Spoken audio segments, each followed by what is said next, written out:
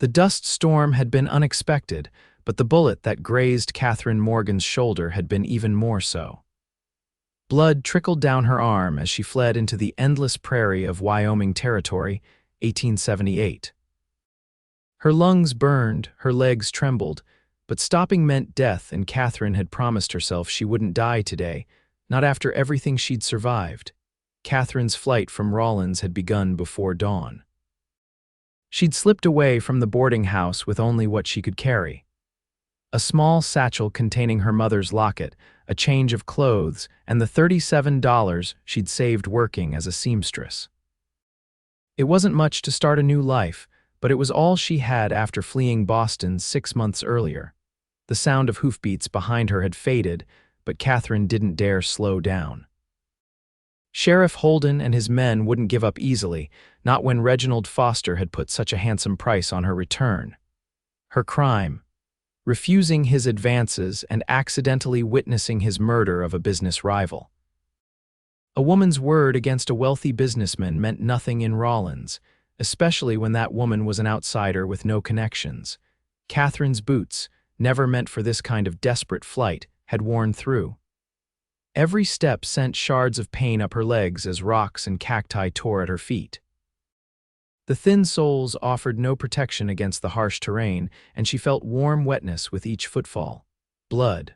Her feet were bleeding. Still, she ran. The sun climbed higher, merciless in its heat. Katherine's throat had gone past dry to a burning rawness that made each breath agony. Her dress, once a serviceable blue calico, was now torn and dust-covered, hanging in tatters around her ankles. The bullet wound on her shoulder throbbed in time with her racing heart. When her legs finally buckled beneath her, Katherine crashed to the ground, rocks cutting into her palms. She tried to rise but couldn't. Her body had finally betrayed her. Tears cut clean trails through the dust on her face as she realized this might be where her story ended, alone in this vast, uncaring wilderness. The sound came then: hoofbeats. Different from the thunder of multiple horses that had pursued her earlier. This was a single rider approaching steadily. Katherine closed her eyes. If this was death coming for her, she would face it with what dignity she had left. "Madam, you still breathing?" The voice was deep, touched with a slight drawl she couldn't place. Katherine forced her eyes open, squinting against the sun to see a tall figure dismounting from a chestnut mare. The man approached cautiously, his hands visible, showing he meant no harm. "Don't, please," she whispered, her voice barely audible. "I ain't gonna hurt you," he said, crouching down a respectful distance away. His face was partially shadowed by his wide-brimmed hat, but she could see concerned blue eyes studying her. "You're bleeding something fierce." Katherine tried to push herself backward, away from him, but her arms gave out. "Whoever you're running from did a number on you," he said, his gaze moving to her bloodied feet and the wound on her shoulder. "I've got water, and my camp's not far. They'll kill you too," Katherine managed, her vision swimming. "Let me worry about that." He moved closer slowly, like he was approaching a wounded animal. "Name's Quentin Zane. Most folks call me Quinn." Katherine wanted to respond, to give her name, to ask for help, but darkness was closing in around the edges of her vision. The last thing she felt was strong arms lifting her and a voice saying, "I've got you now. You're safe." When Katherine awoke, it was to the crackling of a small fire and the smell of coffee. Night had fallen, and stars blazed overhead in a way she'd never seen in Boston or even Rawlins. For a moment, she couldn't remember where she was or how she'd gotten there.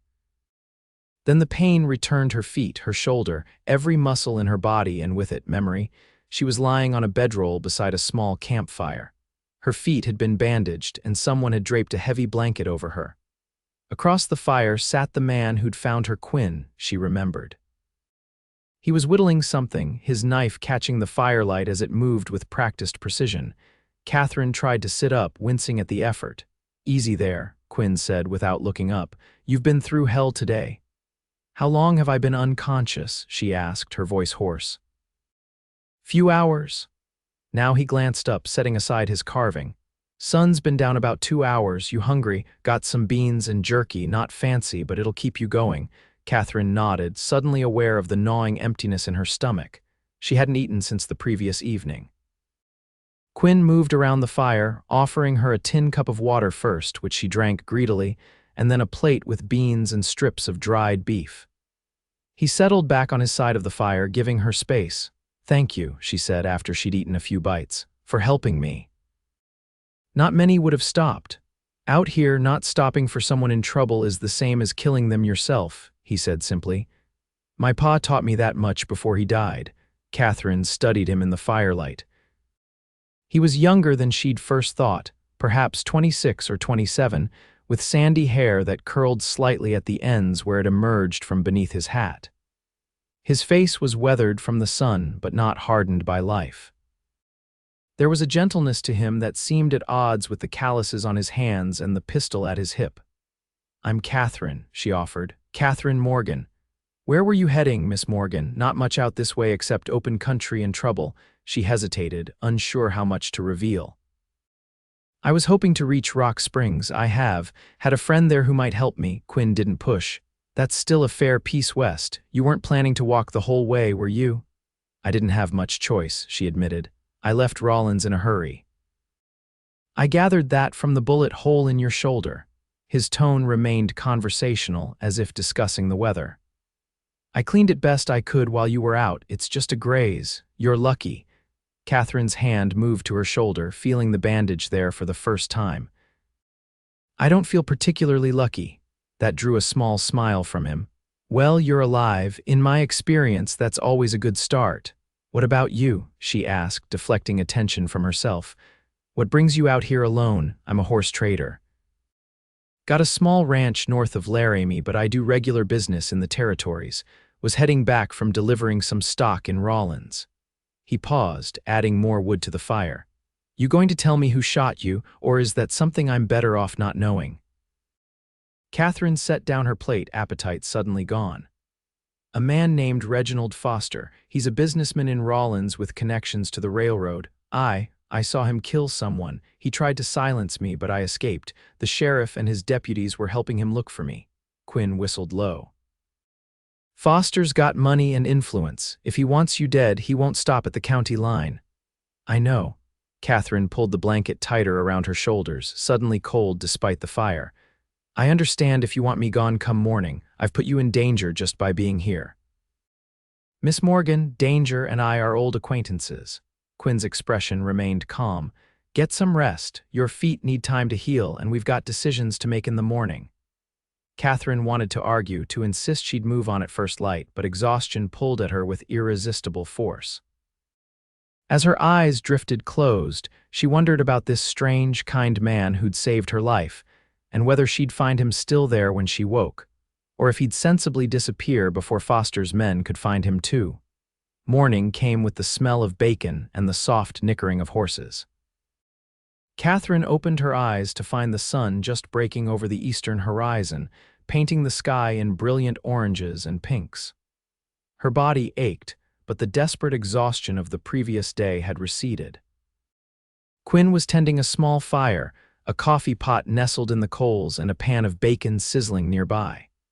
Two horses stood ground-tied a few yards away, the chestnut mare she remembered from yesterday and a dappled gray gelding. "Morning," Quinn said when he noticed her stirring. "Coffee's almost ready." Katherine pushed herself up to sitting, wincing at the pull of sore muscles and the throb from her shoulder. "You're still here," she said, unable to keep the surprise from her voice. He looked up at that, a small smile touching his lips. "Said I would be, didn't I?" "Yes, but—" "Now that you've had time to consider the situation—" "I considered it plenty," he interrupted, removing the bacon from the fire. "Had a good long think while you were sleeping. Figure we've got 3 options." He handed her a tin cup of steaming coffee. "First option, I take you to Rock Springs like you planned. It's about 4 days' ride from here. Problem is, if Foster's as connected as you say, he might have men waiting there too." Katherine sipped the coffee, strong and black, letting its warmth spread through her. "What are the other options?" "Second option, I take you to Laramie. My ranch is nearby and I know people there who might help, but it's east, meaning we'd have to skirt close to Rollins again." Quinn sat across from her, his own coffee in hand. "Third option, we head north to Montana Territory. I've got connections in Virginia City. It's further but probably safer." Catherine asked, focusing on that one word. Quinn met her gaze steadily. Miss Morgan, those feet of yours won't be fit for walking for at least a week, maybe more, and even then, a woman alone out here. He left the sentence unfinished. I'm offering to help you reach somewhere safe. Why? The question escaped before she could stop it. You don't know me, I'm nothing but trouble to you. My ma was left alone with 2 young children when my pa died, he said after a moment. Folks helped her when they didn't have to. I reckon that's how the world ought to work. He paused. Besides, I've got business that could take me any of those directions. Just need to decide which. Katherine studied him, looking for signs of deception or ulterior motives, but found none. There was something uncommonly direct about Quentin Zane, as if dishonesty simply wasn't in his nature. I can't pay you much, she said finally. I have a little money, but didn't ask for payment. He cut her off gently but firmly. Bacon's getting cold. Eat and then we'll see about those bandages. After breakfast, Quinn carefully unwrapped the bandages from Catherine's feet. She had to bite her lip to keep from crying out as the fabric pulled away from dried blood. Sorry, he murmured, working as gently as he could. These are bad, but I've seen worse. No signs of infection yet. He cleaned her wounds with water containing some kind of herb that stung fiercely, then applied a salve from his saddlebag before rewrapping her feet in fresh bandages cut from a spare shirt. Thank you, Katherine said, embarrassed by the intimacy of having a stranger tend to her like this. Quinn just nodded, moving on to check the wound on her shoulder. This is healing clean. Another couple days and you won't need the bandage. As he worked, Katherine found herself noticing details about him, the careful precision of his movements, the small scar near his right eyebrow, the way he hummed tunelessly under his breath. I think we should go north, she said suddenly, having made her decision. To Montana. Quinn paused in his ministrations. Any particular reason? Rock Springs was only a possibility. My friend there, she might have already moved on, and Laramie is too close to Rawlins, as you said. Katherine took a steadying breath. I need to disappear. Really disappear, somewhere Foster can't find me. Quinn nodded slowly. Montana it is, then. Virginia City's grown some since the gold rush days, but it's still small enough that newcomers get noticed, but there are other settlements, quieter places. He finished with her bandages and stood. We'll need supplies. There's a trading post about half a day's ride north of here. We can start there. I have some money, Katherine offered again. Keep it, you'll need it to start over. He began breaking camp with the efficiency of long practice. Can you ride a little? It's been years. Quinn glanced at the horses. Jasper, that's the gray, he's gentle as they come. I'll put you on him with me for today till you get your bearings. Tomorrow maybe you can ride Sadie if you're feeling up to it. Within an hour, the camp was packed and they were ready to depart. Quinn helped Katherine onto Jasper, then swung up behind her with a fluid grace that spoke of a lifetime in the saddle. Having a man's arms around her, necessary as it was to keep her steady, made Katherine tense at first. But as they set off at an easy walk, Sadie following behind on a lead rope, she gradually relaxed. The vastness of Wyoming Territory stretched around them, a sea of grass and sage broken only by distant mesas and the faint blue line of mountains to the west. Despite her circumstances, Katherine found herself awed by the wild beauty. It's so empty, she murmured. Not empty, Quinn corrected. Just not filled with people. There's life everywhere out here if you know how to see it. As if to prove his point, a pair of pronghorn antelope appeared on a ridge ahead, watching the riders warily before bounding away in a blur of tan and white. They rode in companionable silence for a while, the rhythmic movement of the horse lulling Katherine into a state of calm she hadn't felt in months. Eventually, curiosity got the better of her. How did you become a horse trader? She asked. Quinn adjusted his hat against the morning sun. Started with my pa's small horse breeding operation. After he died, Ma kept it going with my help. When I was 18, I took a string of horses to sell in Denver, made enough to buy more land, better stock, been at it ever since. And your mother, is she still at the ranch? No, she passed 5 years back, pneumonia. His voice remained steady, but Katherine sensed the old grief beneath the words. My sister Caroline married a shopkeeper in Laramie. They have 2 little ones now. I'm sorry about your mother, Catherine said softly. Life out here is hard, he replied simply, but it has its compensations. Like what? Quinn was quiet for a moment, as if considering. Freedom, mostly. Every morning I wake up and decide my own course. There's a kind of peace in that, knowing your life is your own. Catherine thought about her own life, the constraints of Boston society, the limited options for a woman alone, the desperate flight that had led her here. Freedom seems like a rare luxury, especially for a woman. Maybe so, Quinn conceded, but the territories are changing. There's opportunity here for those willing to work for it, women included. It was a nice thought, though Catherine wasn't sure she believed it. Still, as they continued north under the vast blue sky, a tiny seed of hope took root in her heart. Perhaps, just perhaps, she might find that elusive freedom for herself. By mid-afternoon, they reached the trading post, a weathered log structure with a corral and a few outbuildings nestled in a small valley where a creek provided water.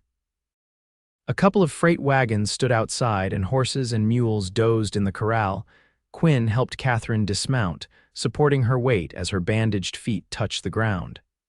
The pain was still significant, but bearable with his assistance. "Best if folks don't know you're running from trouble," he said quietly as they approached the trading post. "Follow my lead." Inside, the post was dimly lit and smelled of leather, tobacco, and coffee. Shelves lined the walls, stocked with everything from tools to clothing to canned goods. A bearded man with spectacles stood behind a rough-hewn counter.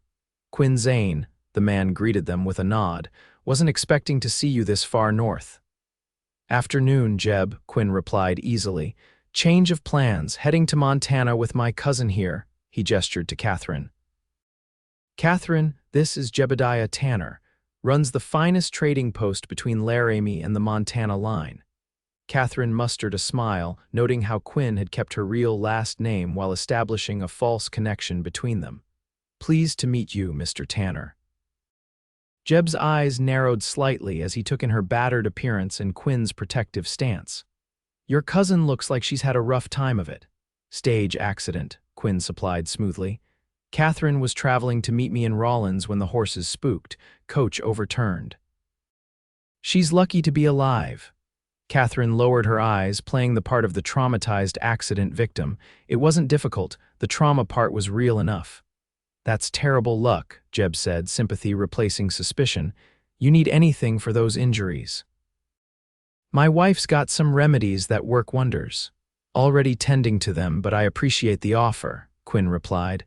"We'll need supplies for a week's journey, though." As Quinn negotiated for flour, coffee, bacon, beans, and other necessities, Catherine browsed the small selection of women's goods. Her dress was beyond salvation, and the thought of traveling for days in the same tattered clothes was disheartening. Quinn noticed her eyeing a simple brown skirt and cream-colored blouse.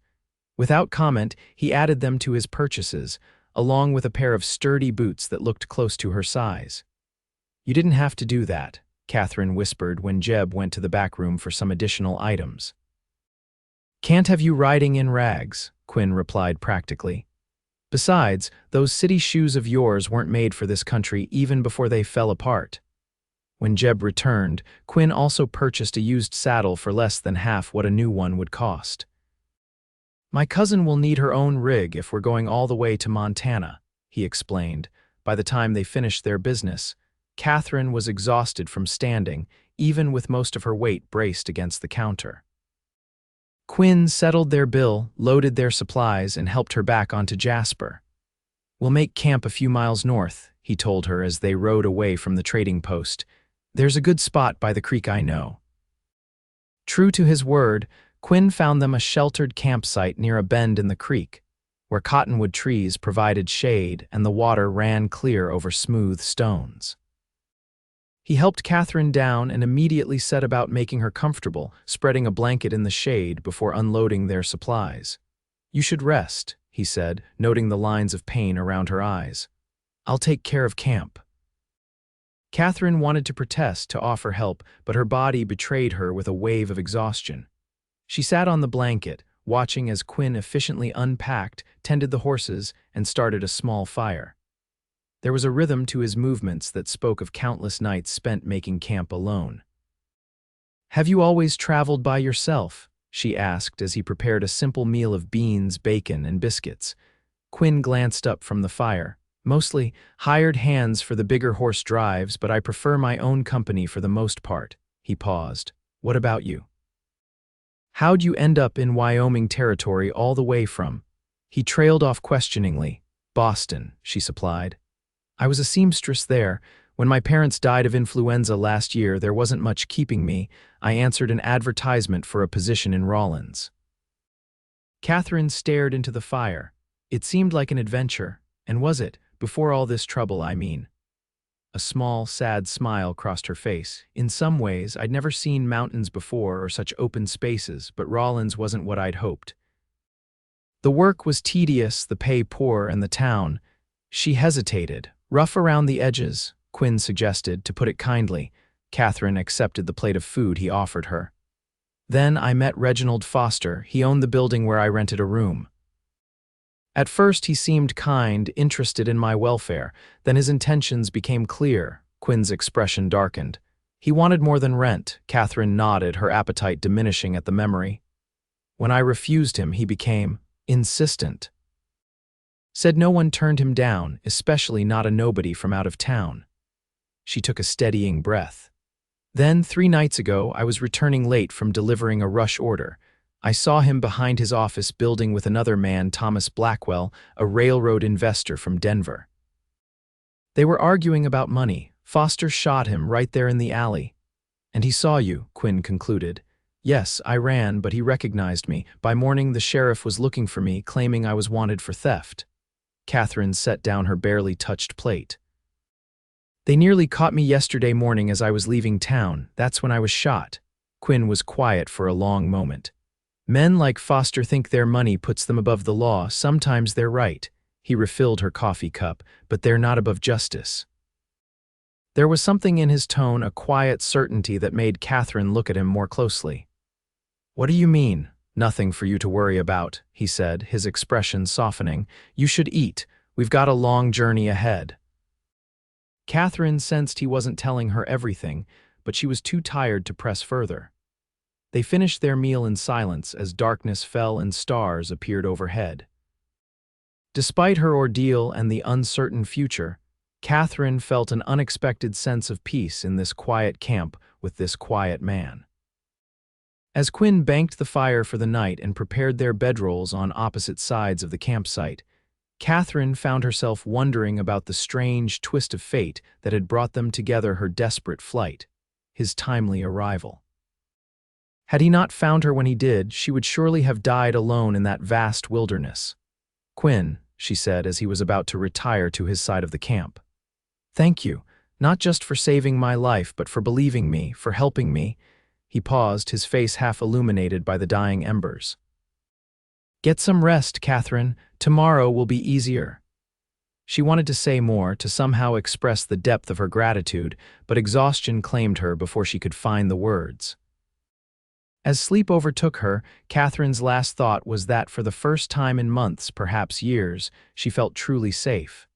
The next 4 days fell into a rhythm that became almost comforting in its predictability. Each morning, they rose with the sun. Quinn would prepare a simple breakfast while Katherine, her mobility improving daily, would help pack their belongings. By the second day, she was able to ride Sadie on her own, though the pain in her feet remained a constant companion. They traveled north through increasingly rugged country, following game trails and old Indian paths rather than the more established routes where they might encounter other travelers. Quinn proved to be a skilled guide, reading the land as easily as Katherine might read a book. He knew where to find water, where the crossing would be easiest, which ravines to avoid. Their conversations during these days revealed a man of surprising depth and consideration. Quinn had received more education than most frontier men, thanks to his mother's insistence. He spoke of books he'd read, of history and philosophy, though always with a kind of self-deprecating humor that suggested he didn't consider himself a learned man despite evidence to the contrary.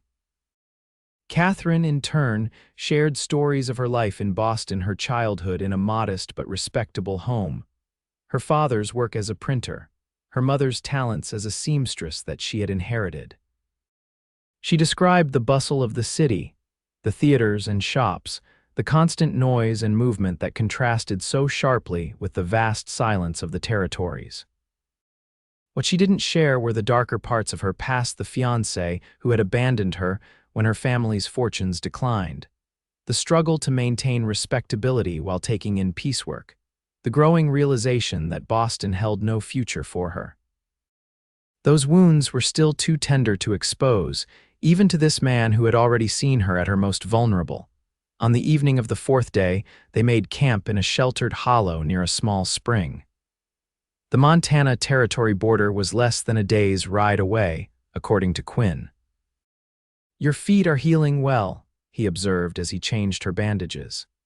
The nightly ritual had become less awkward with repetition, though Katherine still felt a flutter of something unnamed whenever his hands gently cradled her feet.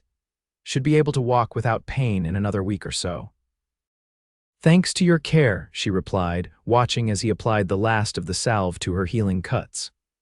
"I never asked where you learned such skills." Quinn's hands paused momentarily. "When you live out here, you pick up what you need to survive. My pa taught me some, and the rest." Experience is a thorough teacher. He finished wrapping fresh bandages around her feet and sat back. "Tomorrow we'll cross into Montana, another 3 days to Virginia City after that, weather permitting." Katherine nodded, a sudden melancholy settling over her at the thought of their journey ending. These days with Quinn had been strangely peaceful despite the circumstances that had brought them together. The simplicity of their existence, riding, making camp, sharing meals, and quiet conversations beneath star-filled skies had been unlike anything in her previous life. "What will you do once we reach Virginia City?" she asked, unable to keep a note of uncertainty from her voice. Quinn poked at the fire with a stick, sending sparks spiraling upward. "Deliver you safely, make sure you're settled. I've got a friend there, Samuel Hawkins, owns the Mercantile. He might have work for you, at least until you decide what you want next. And then you'll go back to your ranch." The question was innocent enough, but Katherine found herself holding her breath for his answer. "Eventually," he said after a moment, "got business in a few places first." He looked up, meeting her gaze across the fire. "But I won't leave until I know you're safe, Katherine, that's a promise." The sincerity in his voice made her throat tighten with unexpected emotion. "I don't know how I'll ever repay you for all this."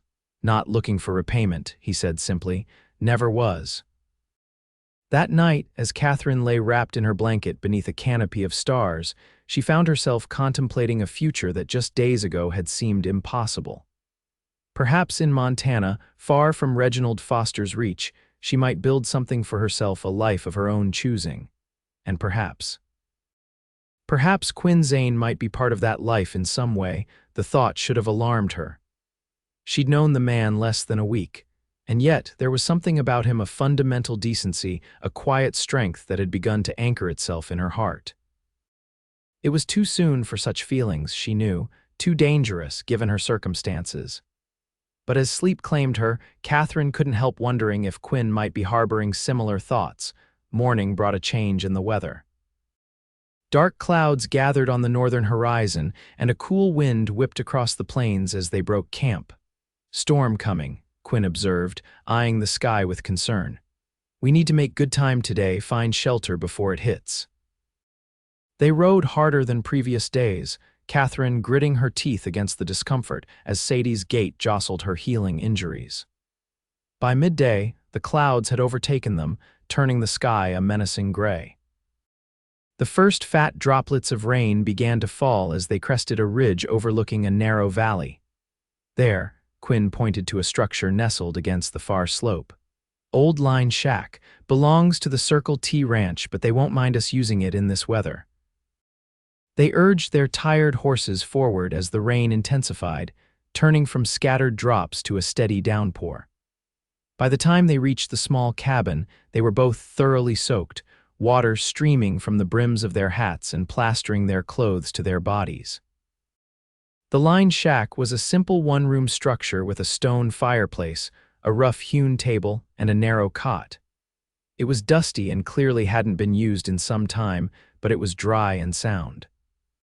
Quinn immediately set about building a fire while Katherine unsaddled the horses and secured them in the lean-to attached to the cabin's north wall. By the time she returned, shivering, a small blaze was crackling in the fireplace, casting welcome warmth throughout the tiny space.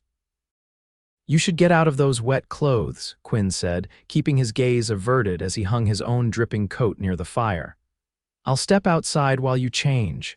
"You'll get soaked again," Katherine protested, gesturing to the rain now beating against the single window.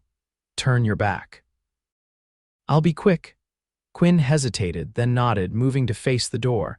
Katherine hurriedly peeled off her sodden dress and undergarments, grateful for the dry clothes they'd purchased at the trading post. The simple blouse and skirt weren't fancy, but they were warm and clean.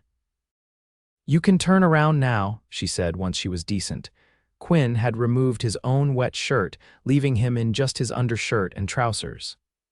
Katherine couldn't help noticing the breadth of his shoulders, the lean strength evident in his arms. He hung his shirt beside his coat before retrieving their saddlebags. "Not much for a proper meal, but we've got jerky and hardtack," he said, setting out their meager provisions on the table. "Fire should warm this place up soon enough." Outside, the storm intensified, wind howling around the corners of the cabin and rain hammering against the roof. Thunder boomed overhead, and flashes of lightning illuminated the interior in brief, stark bursts of brilliance. "Looks like we'll be here till morning," Quinn observed, settling onto a wooden stool near the fire. "Storm's setting in for the night." Katherine sat on the edge of the cot, suddenly aware of how small the cabin was, how intimate the space they now shared. In their previous camps, the vast open sky had provided a sense of distance despite their proximity. Here, confined by four walls and a roof, every gesture, every glance seemed magnified. "Tell me about Virginia City," she said, seeking neutral conversation to fill the charged silence. "What kind of place is it?" Quinn stretched his hands toward the fire. "It's seen better days since the gold rush, but it's still a good town, more civilized than most mining camps. There are families there, a school, a couple of churches.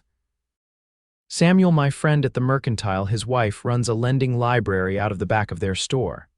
"It sounds peaceful." "Mostly is these days. Still gets rowdy Saturday nights when the miners come in from the outlying claims, but nothing like it was in the 60s. Quinn glanced at her. "You'll find work easily enough. A skilled seamstress is always in demand, especially one from back east." Katherine nodded, though a troubling thought had been forming in her mind over the past days. "Do you think I'll be safe there? Truly safe?" Quinn was quiet for a long moment, the firelight casting shadows across his face. "Foster's reach is long, but not infinite. Montana's still frontier enough that a person can disappear if they want to. Change your name, perhaps, start fresh." "Become someone else entirely," Katherine murmured, the prospect both liberating and terrifying. "Not entirely," Quinn said, his voice gentler than she'd ever heard it. "You'd still be you underneath whatever name you chose. That doesn't change." The simple truth of his words touched something deep within her. Katherine found herself blinking back unexpected tears. "Sometimes I'm not sure who I am anymore. Katherine Morgan, the Boston seamstress, feels like someone I invented, and now I might need to invent someone new again." Quinn moved from his stool to sit beside her on the cot, careful to leave space between them. "Who would you be if you could choose, if there were no constraints, no one chasing you?" It was a question no one had ever asked her before, a luxury of imagination she'd never permitted herself. "I'm not sure," she admitted. "Someone brave, I think, someone who builds things rather than just mending what others have torn." "You are brave," Quinn said with quiet certainty. "Braver than most men I've known." Katherine shook her head. "Running isn't brave. Running to save your life takes courage, and you kept going even when your feet were bleeding and your strength was spent." His gaze was steady on hers. "That's not weakness, Katherine. That's the kind of strength that survives, that endures." A crack of thunder shook the cabin, making Katherine jump. Without thinking, she reached for Quinn's hand, finding it warm and solid in the flickering darkness. He didn't pull away. "I'm sorry," she said, embarrassed by her reaction, though she didn't release his hand. No need to apologize. His thumb moved gently across her knuckles. "We all have things that frighten us." "What frightens Quentin Zane?" she asked, curious despite herself. A small smile touched his lips. "Snakes, can't stand the creatures. Had a run-in with a rattler when I was 12 that nearly killed me." "Never quite got over it." Katherine couldn't help smiling in return. "That seems like a reasonable fear." "Also," he continued, his voice lowering slightly, "the thought of not doing right by those who depend on me, that frightens me more than any snake." The simple admission revealed more about Quinn's character than 1,000 words could have done. Katherine felt something shift within her, a barrier crumbling, a door opening to possibilities she'd scarcely allowed herself to consider. "Quinn," she began, uncertain what she meant to say but needing to speak nonetheless. Before she could continue, a particularly violent gust of wind slammed against the cabin, and the door burst open, rain and leaves swirling into the room. Quinn was on his feet instantly, securing the door and barring it with a wooden plank that had been leaning nearby. The moment whatever it might have been was broken. Quinn returned to his stool rather than the cot, and they passed the remainder of the evening in sporadic conversation about safer topics. Books they'd read, places they'd seen, childhood memories that brought smiles rather than pain. As the fire burned down to embers and exhaustion overtook them, Quinn insisted Katherine take the cot while he made do with his bedroll on the floor. Despite her protests that they should share the small bed, an offer made with burning cheeks but practical intent, he refused. "I've slept on worse," was all he said as he settled onto his blankets near the dying fire. Katherine lay awake long after Quinn's breathing had deepened into sleep, listening to the storm gradually subsiding outside. She thought about the journey still ahead, about Virginia City and the uncertain future awaiting her there. But mostly, she thought about the man sleeping just feet away and the strange twist of fate that had brought him into her life when she needed him most. Morning arrived with clearing skies and a world washed clean by the night's storm. They set out early, crossing the invisible border into Montana Territory before noon. The landscape changed subtly: more pine-covered hills, deeper valleys, streams running faster and clearer than those they'd passed in Wyoming. Another 2 days to Virginia City, Quinn estimated as they stopped to rest the horses near a bubbling creek. 3 if the trails are too muddy from the rain. Katherine nodded, trying to ignore the pangs she felt at the thought of their journey nearing its end. These days with Quinn had awakened something in her, not just an attraction, though that was certainly part of it, but a deeper appreciation for a different kind of life than she'd ever imagined for herself. The vast openness of the frontier, which had once seemed so alien and intimidating, now felt like freedom. "What's troubling you?" Quinn asked, noticing her pensive expression. Katherine looked up, surprised by his perception. "Nothing, just thinking about what comes next." Quinn studied her face for a moment.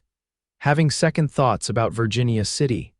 "No," she said quickly, then amended, "not exactly. It's just that everything is so uncertain. I have no home, no connections, nothing but the clothes on my back and whatever skills I can offer."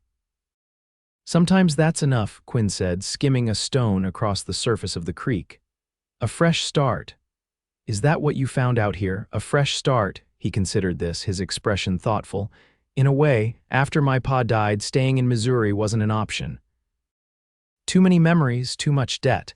The territories offered something different." He glanced at her. "It wasn't easy at first. Many nights I wondered if I'd made a mistake, but gradually." He gestured to the wilderness around them. "This became home in a way Missouri never was." "And you never regretted leaving, never missed the life you might have had back east?" Quinn was quiet for a long moment. "Sometimes I wonder about the road not taken. That's natural enough, but regret? No, the life I've built is mine, shaped by my own hands. There's satisfaction in that, even on the hardest days." His words resonated with Katherine in a way she hadn't expected. All her life, her path had been determined by others, her parents, society's expectations, circumstances beyond her control. Even her flight from Rawlins had been a reaction, not a choice freely made. "I think," she said slowly, "I'd like to know what that feels like, to build something that's truly mine." Quinn's smile was warm, reaching his eyes in a way that made her heart beat faster. "Then Virginia City might be just the place for you to find out." They continued their journey through the afternoon, making camp as twilight descended in a sheltered grove of pines. The routine was familiar now, Quinn tending the fire and preparing a simple meal while Katherine cared for the horses. They worked in comfortable silence, moving around each other with an ease that belied their short acquaintance. After dinner, as they sat side by side watching the stars emerge, Katherine found the courage to ask the question that had been on her mind since the line shack. "Will you stay in Virginia City for a while, after we arrive, I mean?" Quinn poked at the fire with a stick, sending sparks dancing upward. "For a bit, need to make sure you're settled, like I said, and after that," he glanced at her, something unreadable in his eyes. "Depends, I suppose." "On what?" Katherine pressed gently. Quinn set down his stick and turned to face her fully. "On whether there's reason to stay." The implication hung in the air between them, neither quite willing to give it voice. Katherine's heart hammered in her chest as Quinn's gaze dropped briefly to her lips before returning to her eyes. He leaned forward slightly, hesitating, giving her time to pull away if she wished. She didn't. His kiss was gentle, questioning, a whisper of possibility rather than a demand. Katherine responded with equal gentleness, her hand coming up to rest lightly against his cheek. It was a moment suspended in time, tender, uncertain, filled with promise. When they parted, Quinn didn't move away, his forehead resting against hers. "I didn't plan on this," he murmured. "Neither did I," Katherine admitted, her voice barely audible over the crackling fire. "You should know," Quinn said, drawing back slightly to meet her gaze, "I'm not offering just protection or safe passage. If that's all you need from me, I understand, but... She encouraged when he faltered, "But I find myself hoping you might want more than that." His honesty was disarming, vulnerable in a way she hadn't expected from this capable, self-sufficient man. "I know it's too soon. You've been through hell and you're still finding your footing." "I don't mean to complicate things further," Katherine smiled, touched by his consideration. "Life is complicated enough without our help, I think." She took his hand, entwining her fingers with his. "I don't know what the future holds, Quinn. I can't make promises when so much is uncertain. But I know that meeting you has been the one bright spot in all this darkness, and I'm not ready for that light to fade." It wasn't a declaration of love, it was too soon for that, but it was honest. Quinn seemed to understand, nodding slowly. "Then we take each day as it comes," he said, "and see where the trail leads." They spent that night beneath the stars, talking until the fire burned low. Quinn shared stories of his life as a horse trader, of deals gone wrong and unexpected friendships formed on the trail. Katherine spoke of her dreams, modest aspirations for a small dressmaking shop, perhaps, or work that would allow her to create rather than merely repair. As they finally settled into their separate bedrolls, Katherine felt a curious sense of peace, despite the uncertainty of her situation.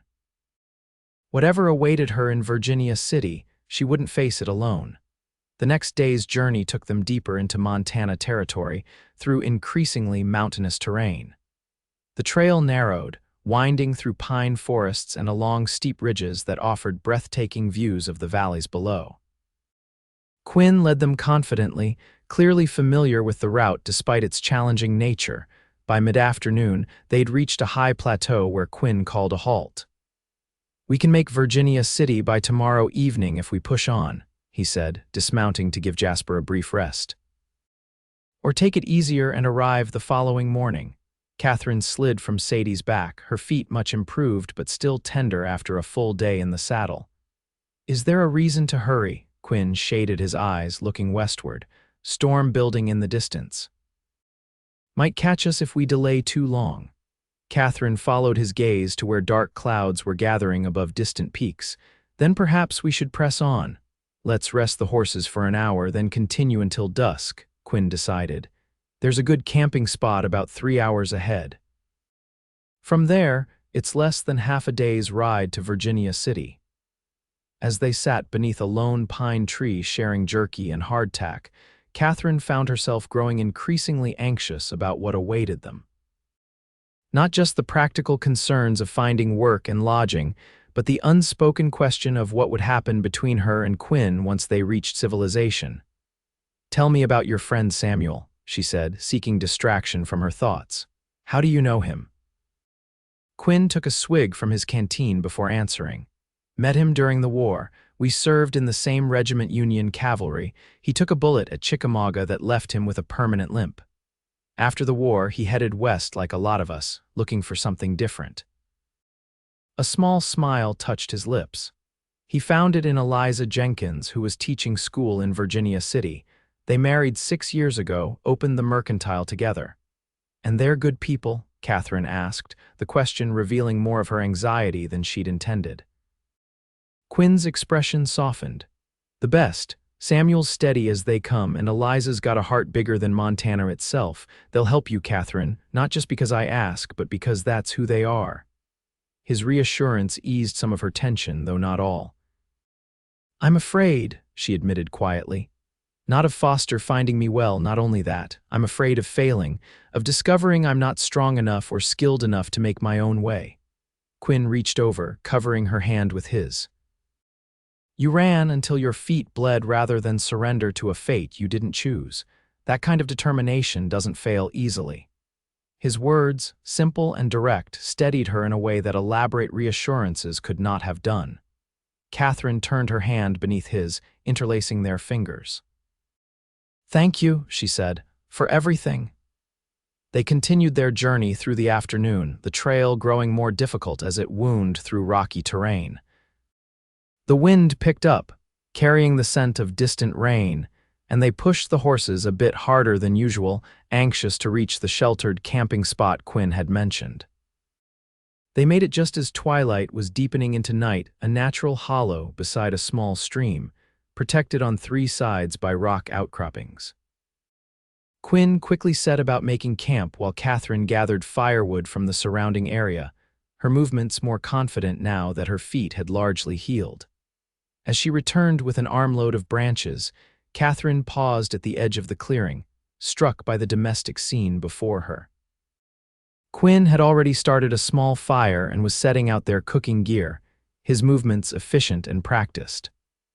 For a moment, she allowed herself to imagine a future where such scenes were commonplace, a shared life built on mutual respect and growing affection. It was a dangerous fantasy, perhaps. They'd known each other barely a week, and yet something about Quentin Zane felt more real, more substantial than any relationship she'd known before. "Found plenty of dry wood," she said, stepping into the circle of firelight. "Should last the night." Quinn looked up, a smile warming his features. "Perfect timing. Coffee's just about ready." They prepared their simple meal together, moving around each other with the easy coordination of those who have quickly learned each other's habits. As they ate, Quinn shared stories about Virginia City, its colorful history, the characters who still populated its streets, the opportunities that might await someone with Katherine's skills. "The mining slowed, but there's still money flowing through town," he explained. "And where there's money, there's always need for fine dressmaking. The wives of mine owners and businessmen compete to outdo each other, especially at social events." "I hadn't considered that," Katherine admitted. "I was thinking more of practical sewing repairs, everyday clothing." "There's call for both," Quinn assured her. "But don't sell yourself short. I've seen your stitching when you mended that tear in your blouse. You've got a gift." His observation, casual as it was, touched Katherine deeply. In Boston, her work had been taken for granted, her skill rarely acknowledged. Even in Rawlins, she'd been just another seamstress, interchangeable with any other. "Perhaps I could start with practical work," she mused, warming to the idea. "Save enough to purchase better materials, then offer more specialized services." "Sounds like a solid plan." Quinn poured them each more coffee. "Samuel might be able to help with that, too. The mercantile stocks fabric and notions, and they're always looking to expand their offerings if there's demand." As night deepened around them, their conversation drifted to more personal matters. Katherine found herself sharing hopes and dreams she'd scarcely acknowledged even to herself, not just for her work, but for the kind of life she wished to build. "I never wanted grand things," she confessed.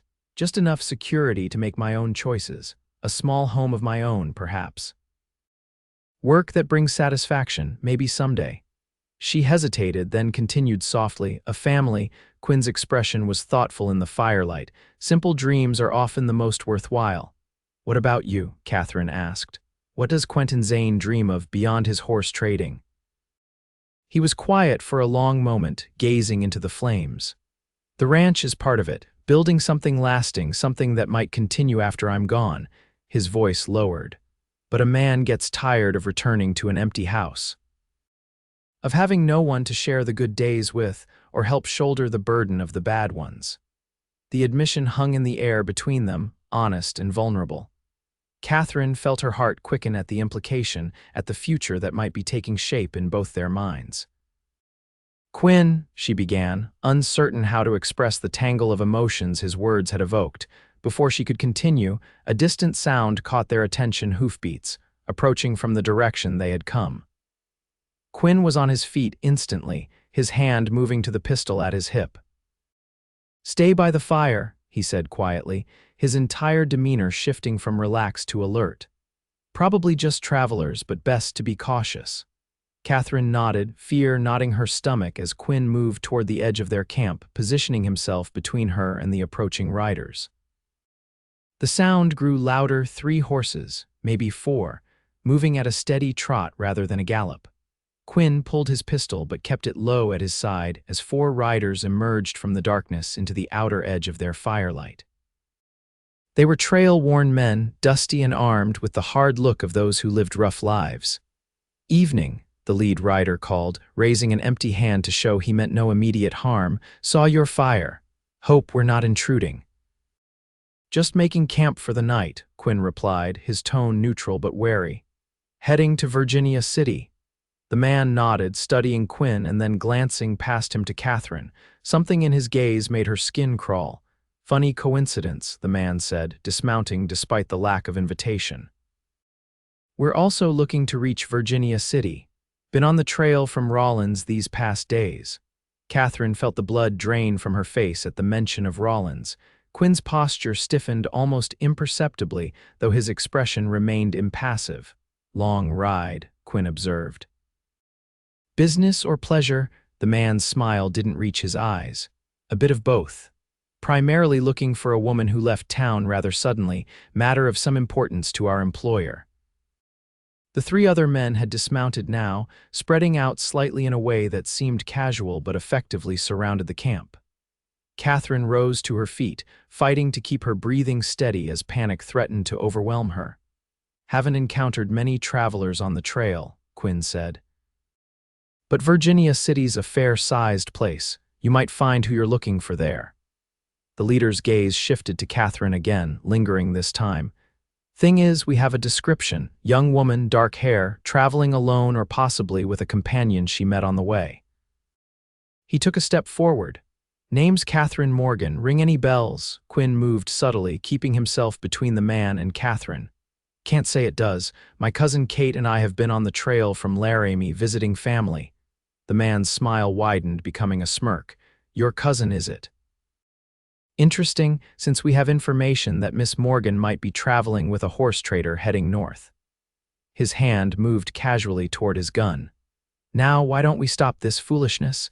Mr. Foster is willing to be reasonable if the young lady returns to Rawlins without further trouble." Katherine's heart pounded in her ears. They'd been found. Somehow, Foster had tracked them, perhaps from the trading post or through informants along the way. The nightmare she'd been fleeing had caught up to them just a day short of safety.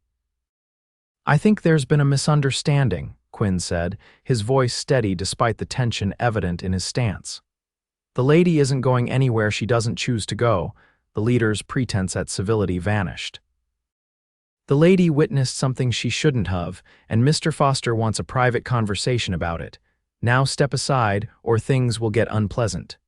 Quinn's response was immediate and unexpected. In one fluid motion, he drew and fired, hitting the leader in the shoulder before diving sideways as the other men reached for their weapons. "Run!" he shouted to Katherine as gunfire erupted around them. Katherine sprinted for the horses, terror giving her speed despite her still healing feet.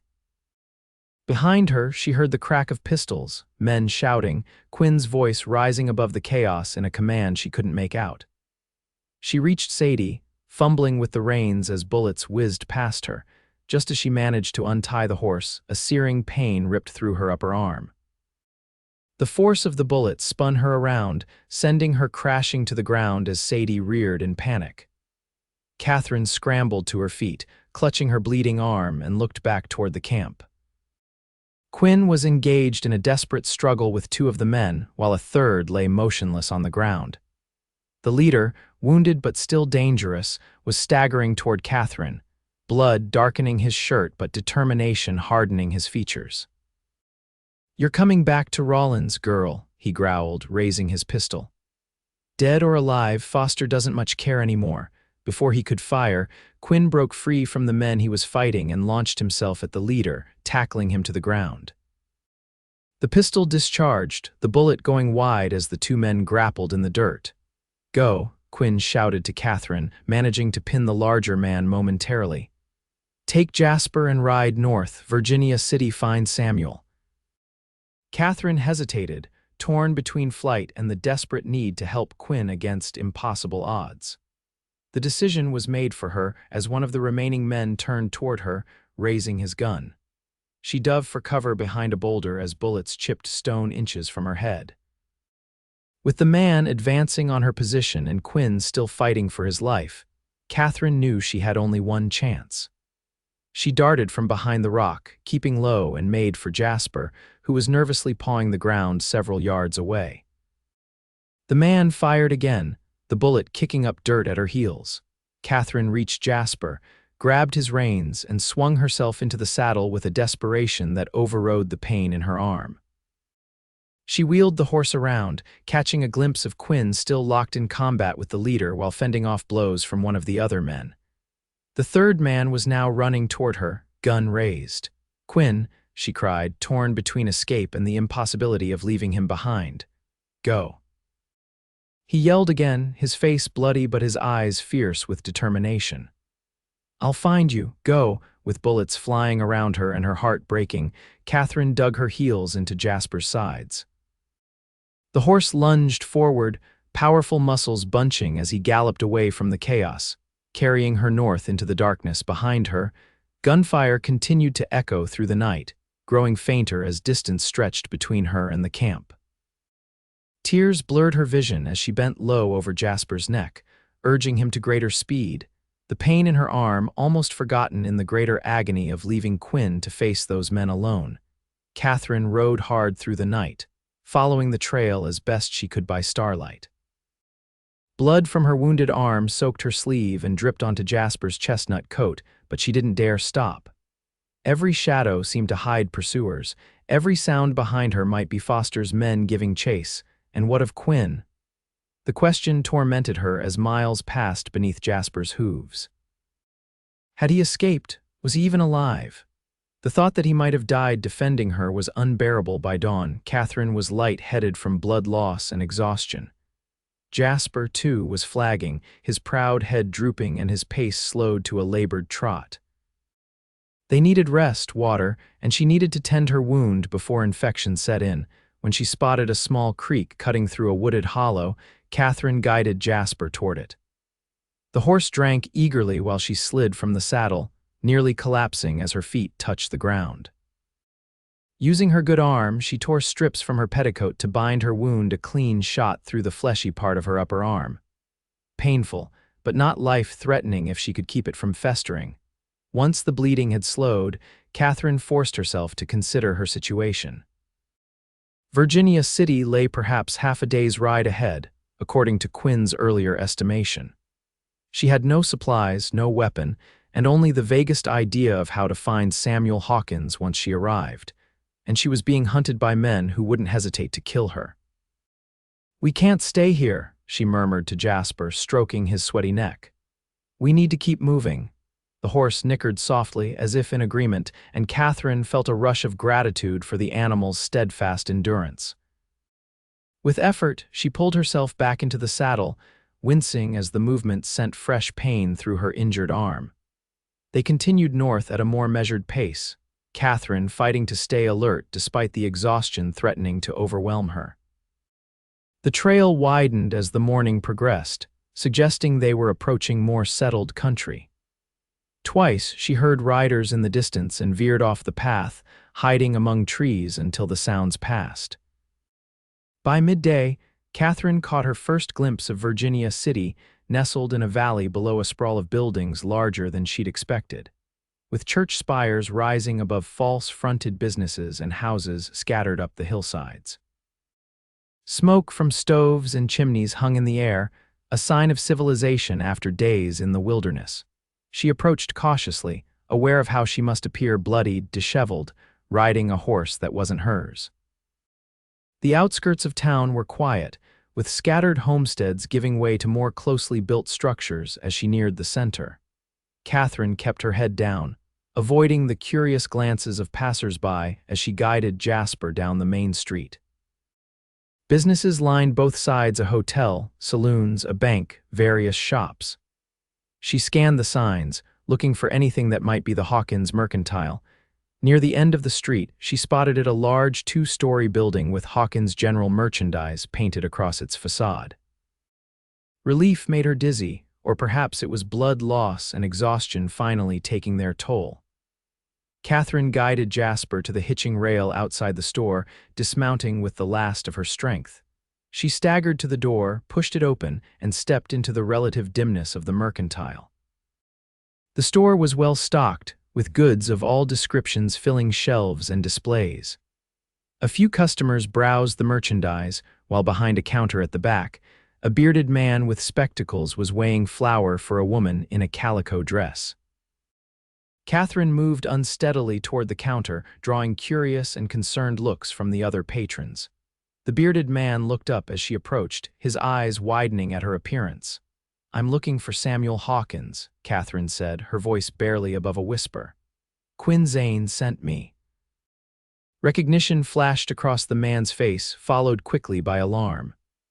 "I'm Samuel," he said, setting aside the flour and coming around the counter with a pronounced limp. "Where's Quinn? What's happened to you?" Katherine opened her mouth to explain, but the room suddenly tilted around her. Her knees buckled and darkness rushed in from all sides. The last thing she heard was Samuel's voice calling for his wife as strong arms caught her before she hit the floor. Katherine drifted in and out of consciousness, aware of gentle hands tending her wounds, cool cloths on her forehead, voices murmuring in concern. A woman's soft tones alternated with Samuel's deeper ones, discussing infection, fever, the need for a doctor. Time lost all meaning, hours or perhaps days passing in a haze of pain and disjointed memories. When she finally woke fully, Katherine found herself in a small but comfortable bedroom. Sunlight filtered through lace curtains, casting dappled patterns on a patchwork quilt that covered her. Her arm was properly bandaged, and someone had dressed her in a clean nightgown. "You're awake, thank the Lord." Katherine turned her head to see a woman rising from a chair beside the bed, a pleasant-faced woman of perhaps 35, with kind eyes and light brown hair pulled back in a simple bun. "I'm Eliza Hawkins," the woman said, approaching to place a cool hand on Katherine's forehead. "You gave us quite a scare, Miss Morgan. You've been feverish for 2 days." 2 days. Katherine tried to sit up, alarmed, but weakness and pain forced her back against the pillows. "I need to Quinn might be SHH now," Eliza soothed, adjusting the pillows to make Katherine more comfortable. "Samuel's sent word to the sheriff and has men out looking for Quinn. You need to rest and regain your strength." "Foster's men," Katherine said urgently. "They found us. They shot me, and Quinn, he stayed behind so I could escape. He might be hurt, or worse." Eliza's expression was sympathetic but firm. "We know, dear, you told us bits and pieces when you were feverish. The sheriff has been informed about Foster and his men. But right now you need to focus on healing." Despite her concern for Quinn, Katherine couldn't deny the wisdom of this. She was too weak to help him, too depleted to do anything but rest and recover. "Where am I?" she asked, taking in her surroundings more fully. "Our home," Eliza replied. "Above the store, this is our guest room, though it doesn't see much use these days." She poured water from a pitcher on the bedside table and helped Katherine drink. "The doctor says your wound is healing well, now that the fever's broken. You're young and strong, you should be on your feet in another few days." Katherine sank back against the pillows, overwhelmed by the kindness of these strangers who were friends of Quinn's. "Thank you for taking me in, for everything. Quentin Zane is like family to us," Eliza said simply. "Any friend of his is welcome here. Now, do you think you could manage some broth? You need nourishment to regain your strength." Over the next days, Katherine's health improved steadily under Eliza's care. The Hawkins were everything Quinn had described: generous, kind-hearted people who welcomed her without question and protected her as one of their own. Samuel was a thoughtful, soft-spoken man whose war injury hadn't diminished his strength of character. Eliza was warm and practical, her capable hands as skilled at tending wounds as they were at running a household and helping in the store. By the fourth day, Katherine was able to sit up for extended periods and even take short walks around the room. By the fifth, she joined the Hawkins for meals at the small table in their kitchen, gradually sharing the full story of her flight from Rawlins, her rescue by Quinn, and their journey north. "Quinn always did have a knack for finding trouble," Samuel observed with a mix of fondness and concern. "Or rather, for involving himself in other people's trouble. He saved my life," Katherine said quietly, "more than once." Eliza and Samuel exchanged a look that Katherine couldn't quite interpret. "That sounds like Quinn," Eliza said. "He sees someone in need, he doesn't hesitate." "Have there been any word of him?" Katherine asked, the question she'd been asking daily since regaining consciousness. Samuel shook his head. "Nothing certain. A miner coming in from the south said he saw signs of a skirmish at a campsite that matches your description, but no bodies." He reached across the table to pat Katherine's hand reassuringly. "Quinn knows these mountains better than most. If anyone could evade those men, it's him." Katherine nodded, clinging to that hope. Each day that passed without news was both a torment and a blessing. Torment because she longed to know Quinn was safe, blessing because no news of his death had reached them either. By the end of the week, Katherine was strong enough to help Eliza in the store for short periods. The work was a welcome distraction, and it gave her a chance to observe the town that might become her home. Virginia City was indeed, as Quinn had described it, a former boomtown settled into a more stable existence, with a mix of longtime residents and newcomers seeking opportunity in the Montana Territory. Eliza introduced Katherine as a cousin from back east, recovering from an accident during her journey west. The story was accepted without question, though Katherine sometimes caught curious glances from customers who perhaps noted her Eastern accent or the quality of her speech that didn't quite match the simple cover story. It was during her second day helping in the store that Katherine noticed a stranger, a well-dressed man who entered the mercantile and spent an unusual amount of time browsing without making any purchases. There was something in his manner that set her on edge, a watchfulness that seemed out of place. When he approached the counter where Katherine was measuring fabric for a customer, she felt her heart rate increase. The man smiled pleasantly, but his eyes were assessing, calculating. "Afternoon, madam," he said. "New to town, are you? Don't recall seeing you here before." Before Katherine could respond, Samuel appeared at her side. "Can I help you with something specific, sir?" he asked, his tone polite but carrying an underlying firmness. The man's smile didn't waver. "Just getting acquainted with the local businesses. I represent certain interests looking to invest in promising territories." He extended a hand. "James Wilson, at your service." Samuel shook the offered hand briefly. "Samuel Hawkins, this is my establishment along with my wife." He made no move to introduce Katherine. The man Wilson glanced at Katherine again, his gaze lingering a moment too long. "And your assistant here, she has quite a talent with that fabric." "My cousin visiting from the east," Samuel replied smoothly. Now, if you're not making a purchase today, Mr. Wilson, I have paying customers requiring attention. Wilson tipped his hat, his smile cooling slightly. Of course, perhaps another time. He turned to leave, then paused at the door. By the way, I'm staying at the Montana Hotel should any of you need to reach me. Good day. After he left, Katherine released a breath she hadn't realized she was holding. He was asking about me, she whispered to Samuel. Do you think he works for Foster? Samuel's expression was grave. Can't say for certain, but I don't like coincidences. Best if you stay upstairs for the next few days, just to be safe. Katherine nodded, fear settling like a cold weight in her stomach. Foster's reach was indeed long, extending even to this remote corner of Montana Territory.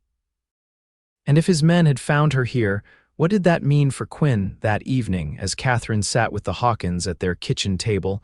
A knock at the store's back door startled them all. Samuel rose, his hand moving to the drawer where Katherine knew he kept a pistol. Stay here, he told the women, drawing the weapon and moving carefully down the back stairs that led from their living quarters to the storeroom. Katherine and Eliza waited in tense silence, straining to hear any sounds from below. After what seemed an eternity, footsteps approached on the stairs more than one person. Katherine rose, fear and hope warring within her. The door opened, and Samuel entered, followed by a figure that made Katherine's heart stop and then race wildly.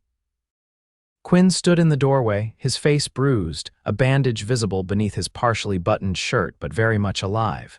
His gaze found Katherine immediately, relief and something deeper washing over his features. Quinn. She moved toward him without conscious thought, stopping just short of throwing herself into his arms, suddenly aware of the Hawkins' presence and her own still healing wound. Katherine, he said, her name a prayer on his lips. Thank God you made it, Samuel cleared his throat. I'll put on more coffee, he said, exchanging a knowing look with his wife. Eliza, I think we need to check the inventory downstairs. Of course, Eliza agreed with a small smile. Will be a while, I expect. As the Hawkins discreetly withdrew, leaving them alone, Katherine and Quinn stood facing each other, the weak separation stretching between them like a physical presence. I thought you might be dead, Katherine said, her voice breaking on the last word. When I left you there fighting those men. Quinn closed the distance between them, his hands coming up to gently cup her face. It was close, he admitted, but I couldn't die, not when I promised I'd find you. The tears Katherine had been holding back for days spilled over. Quinn brushed them away with his thumbs, his own eyes suspiciously bright. You're hurt, she said, noticing how he favored his left side. What happened after I left? Quinn guided her to the sofa, keeping hold of her hand as they sat.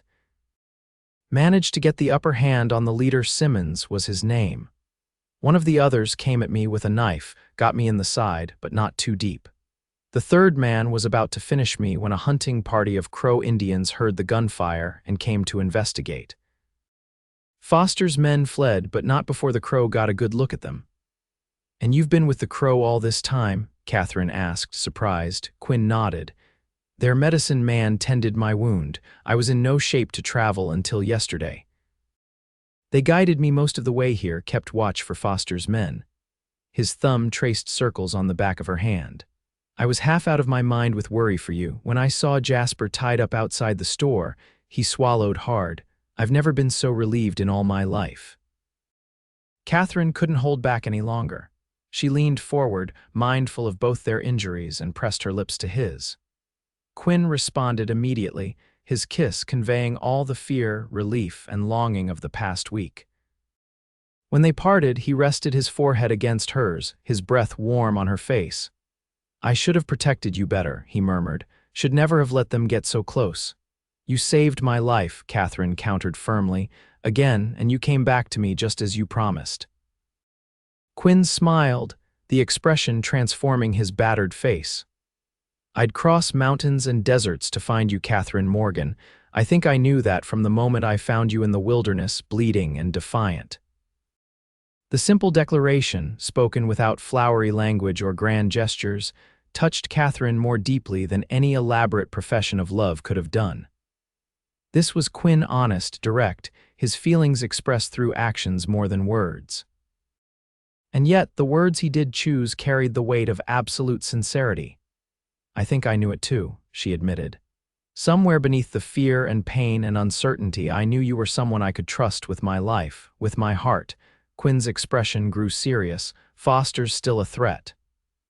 His man Wilson's been asking questions around town for days." "I saw him today in the store," Katherine confirmed. "Samuel sent me upstairs afterward." "We need to deal with this once and for all," Quinn said, determination hardening his features. "You can't live your life looking over your shoulder, wondering when Foster's men might appear." "What can we do?" Katherine asked. "Foster's wealthy and connected. My word against his won't count for much, even here." Quinn was silent for a moment, considering, maybe not alone. "But what if there were others? Other victims or witnesses who could corroborate your story?" Katherine frowned. "What do you mean? Men like Foster rarely stop at one crime," Quinn explained. "If he murdered once and tried to silence you, chances are there are others who have suffered at his hands. If we could find them, bring their testimonies together, a case might be built," Katherine finished, the first glimmer of hope kindling within her. "But how would we find such people, and wouldn't attempting to do so put us in even greater danger?" Before Quinn could respond, footsteps on the stairs announced the Hawkins' return. They entered carrying coffee and a plate of Eliza's honey cakes, their expressions suggesting they'd allowed ample time for the reunion. "Samuel," Quinn said as they settled around the table, "what do you know about this man Wilson, and have there been any telegrams about Foster or his business dealings?" Samuel set down his coffee cup with deliberation. "Wilson's been here 3 days. Claims to represent Eastern investors, but spends most of his time asking questions about newcomers to town." He glanced at Eliza before continuing. "As for telegrams, there was one that might interest you. Sheriff received it yesterday from the Territorial Marshal's office in Helena. Seems there's been an investigation into Reginald Foster's railroad dealings for months. The murder Katherine witnessed may have provided the evidence they needed." Katherine stared at him in shock. "An investigation? All this time?" Samuel nodded. "Foster's been suspected of everything from fraud to extortion, but they couldn't prove anything. Witnesses would disappear or change their stories, until you." "But I haven't spoken to any marshal," Katherine protested. "How would they know about what I saw?" "Because I told them," Quinn said quietly. All eyes turned to him. "Before we left Wyoming Territory, I sent a telegram to an old friend who works with the U.S. Marshal's office, gave him the basics of your story, asked him to look into Foster. Didn't mention where we were headed, just that you'd witnessed a murder and were in danger." Katherine wasn't sure whether to be grateful or alarmed. "Why didn't you tell me?" "Didn't want to raise your hopes if nothing came of it," Quinn explained. "And if we were caught, I didn't want you knowing anything that might put you in more danger." Samuel leaned forward. "The Marshal's wire said they're building a case against Foster. They asked if Katherine would be willing to testify once they're ready to move against him." The prospect of facing Foster again, of publicly accusing him of murder, sent a chill through Katherine. Yet beneath the fear, a sense of rightness, of justice long denied, began to take root. "I'll testify," she said, her voice stronger than she'd expected. "If it means Foster will face justice for what he's done, I'll do it." Quinn reached for her hand, his grip warm and reassuring. "You won't face him alone," he promised. "Not this time, not ever again." The certainty in his voice, the unwavering support it conveyed, bolstered Katherine's courage. Whatever came next, she would meet it with Quinn beside her. The future that had seemed so uncertain just days ago was beginning to take shape, not without challenges or dangers, but with possibilities she'd scarcely dared to imagine. As the four of them discussed plans for ensuring Katherine's safety until the Marshals were ready to act, she found herself studying Quinn's profile in the lamplight. The man who had lifted her onto his horse when her feet could carry her no farther had become so much more than a rescuer. He had become her champion, her confidant, and perhaps, given time, her future. For the first time since fleeing Rollins with bleeding feet and a wounded shoulder, Katherine Morgan felt truly safe. And more than that, she felt hopeful. 3 months later, Katherine stood in the small dressmaking shop that now bore her name, Morgan's Fine Apparel, carefully pinning the hem of a wedding gown. The bride-to-be, daughter of a successful mine owner, chatted excitedly about her upcoming nuptials while Katherine worked with practiced precision. The shop had been Quinn's idea, supported by the Hawkins' generous loan and Katherine's rapidly growing reputation as the finest seamstress in Virginia City. What had begun as simple repairs and alterations in a corner of the mercantile had blossomed into a thriving business as word spread of her skill with needle and thread. "There," Katherine said, placing the last pin. "If you'll come back on Thursday, I'll have the final fitting ready." After seeing her customer out, Katherine locked the shop's front door and moved to the back room where a half-finished suit coat hung on a dressmaker's form. It was her surprise for Quinn a new coat for their upcoming trip to Helena, where the territorial court would finally hear the case against Reginald Foster. The months since their arrival in Virginia City had been both challenging and rewarding. Foster's man Wilson had eventually been arrested for attempted intimidation of a federal witness when he'd approached Katherine directly with thinly veiled threats. The territorial marshals had placed guards in town until they were certain no other agents of Foster remained. Meanwhile, Quinn had divided his time between his ranch near Laramie and Virginia City, making the journey as often as his business allowed. Each visit was longer than the last, and each departure more difficult. They both knew a decision about their future together needed to be made soon. Katherine was putting the finishing touches on Quinn's coat when a knock at the shop's back door startled her. She set aside her work and moved cautiously to the door, relieved when a familiar voice called out, "Katherine, it's me." She unlocked the door to find Quinn standing there, trail dust on his clothes but a smile lighting his features. Without hesitation, she stepped into his embrace, inhaling the now familiar scent of leather, horses, and the sage-scented soap he preferred. "You're early," she said when they parted, leading him inside. "I wasn't expecting you until tomorrow." Quinn hung his hat on a peg by the door. "Finished my business in Laramie sooner than expected. Thought I'd surprise you." His gaze fell on the coat on the form, and his smile widened. "Is that for me?" Katherine laughed, moving to cover the coat with a length of fabric. "It was supposed to be a surprise for our trip to Helena. You weren't meant to see it yet." "I'll pretend I didn't," he promised, his eyes twinkling. "Speaking of Helena, I received word from the marshal. The trial's been moved up. They want us there next week." Katherine sobered at this news. Despite her determination to see justice done, the prospect of facing Foster again, of reliving that terrible night in Rawlins, still filled her with dread. "So soon," she said, sinking onto her work stool. "I thought we had more time." Quinn knelt before her, taking her hands in his. "You don't have to do this if you're not ready," he said gently. "The marshals have gathered other evidence, other witnesses." "Your testimony would strengthen their case, but no," Katherine interrupted, her resolve firming. "I need to do this, for myself and for Thomas Blackwell, for anyone else Foster has harmed." She squeezed Quinn's hands. "I'll be ready." Pride shone in Quinn's eyes as he nodded. "I never doubted it." He hesitated, then reached into his pocket. "There's something I want to ask you, Katherine, something I've been thinking about for a while now." Katherine's heart quickened as Quinn withdrew a small object and remained kneeling before her. He opened his hand to reveal a ring, a simple gold band set with a small, perfect pearl. "It was my mother's," he said, his voice roughening with emotion. "My father gave it to her when they decided to start their lives together in Missouri, before they even had the ranch." He took a deep breath.